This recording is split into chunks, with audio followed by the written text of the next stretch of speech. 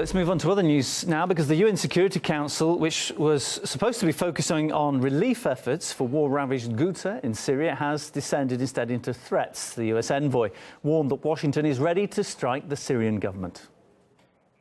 We also warn any nation that is determined to impose its will through chemical attacks and inhuman suffering, most especially the outlaw Syrian regime.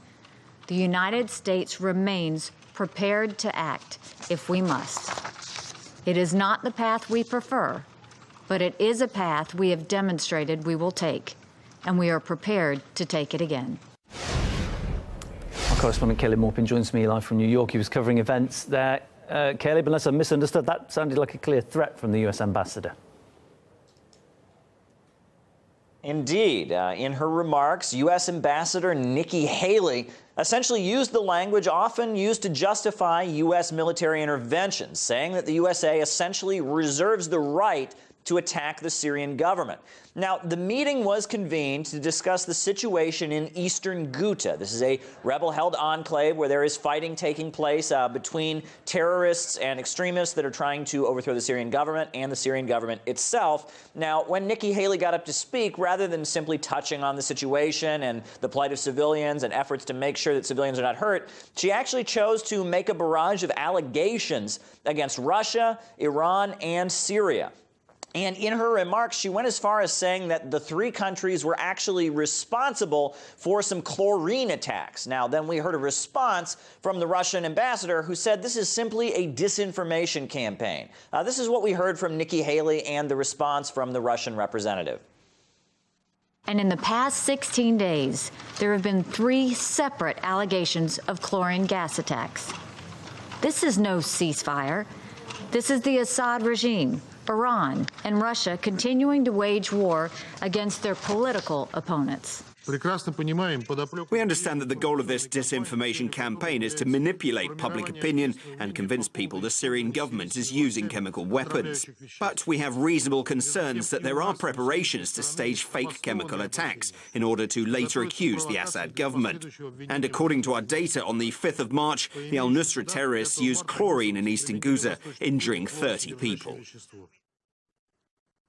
Now, Nikki Haley, in her remarks, said that the United States is putting forward a new draft resolution regarding the situation in Eastern Ghouta that wouldn't have what she calls terrorism loopholes. Now, the current resolution allows for the Syrian government to continue fighting against al-Nusra and other extremist groups that have been operating in Eastern Ghouta. Now, the new resolution put forward by the United States, according to what we heard from Nikki Haley, would prevent that from taking place. They would not be able to continue doing so. Now, that would essentially leave the terrorists and extremists operating in Eastern Ghouta intact and in power, and allow them to continue staging public executions, using civilians as human shields, and doing other activities that the entire international community has condemned. Now, again, this meeting was supposed to be about how to take efforts to protect civilians in Eastern Ghouta. However, Nikki Haley used the meeting as a place to make accusations and essentially demonize and attack the Russian government. Now, this is not the first time that she's done this at the UN Security Council. Let's take a look at what Nikki Haley has said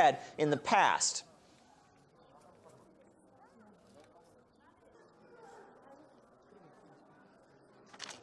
Last time I promised to count how many times the US envoy would mention Russia during her statement. I counted. It's 22. Russians, Russians, Russians,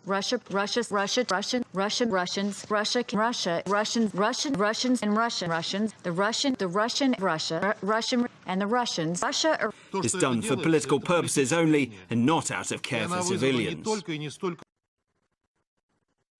Now, the purpose of the UN Security Council, the 15-member body that leads the United Nations, is supposed to be to carry out the mission of the United Nations. But as we have seen, it has recently become a forum for certain countries to criticize other countries. Now, everyone in the UN Security Council seems to be in full agreement that the lives of civilians in Eastern Ghouta should be protected.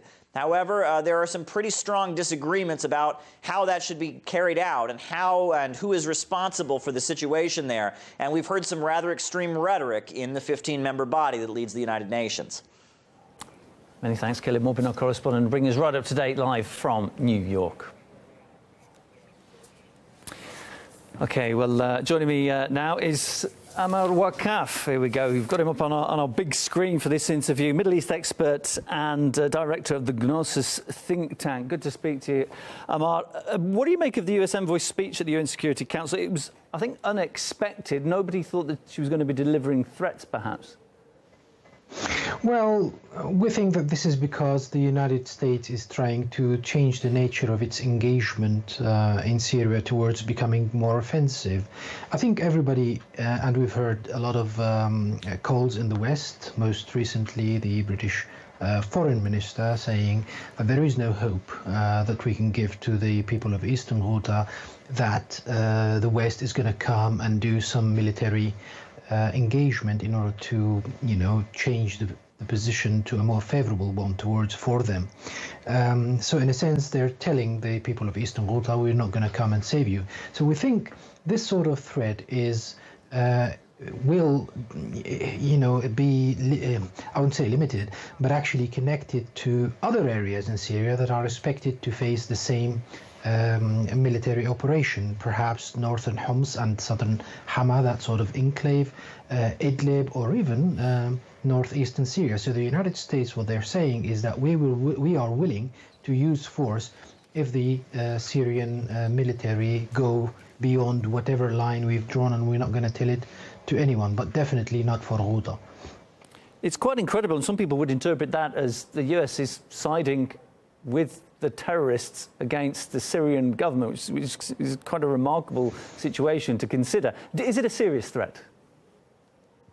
We think it is a serious threat in the sense that nothing that the United States have done in Syria so far, bringing all its military and airplanes, is legal. So there is nothing really preventing them from doing another thing that is illegal.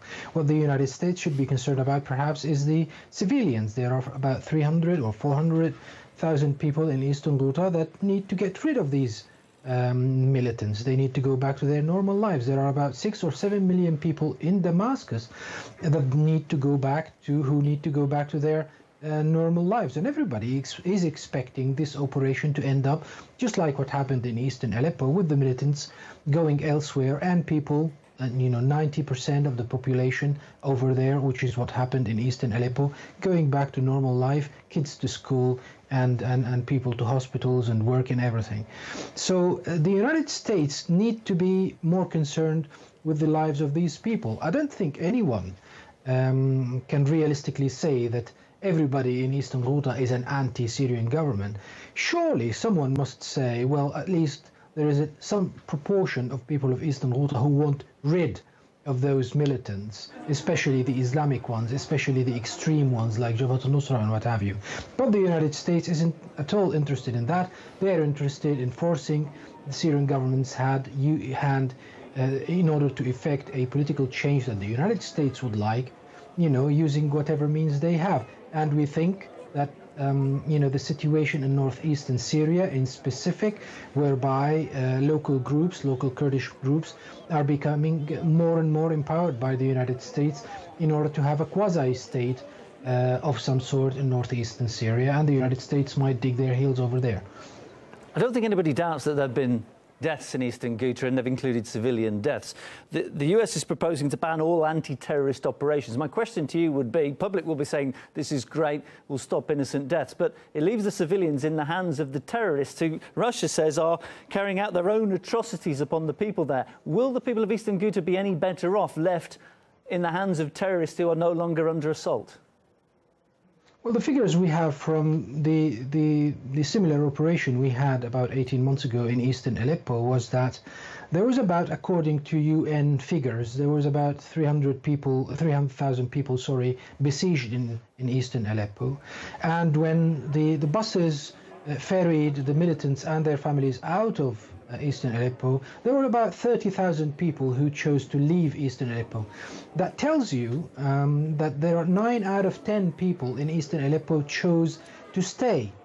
You could easily argue that those people, 9 out of 10, were hostages, and you could also argue that there is a similar proportion in Eastern Ghouta, and not only that, We're talking now about 300,000 or so civilians in Eastern Ghouta.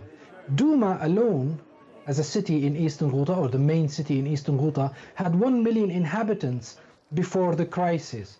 Now, a lot of people, one could argue, migrated from or deserted Eastern Ghouta or managed to desert, actually, because for the past 5 years, no one was allowed to leave the militants' area.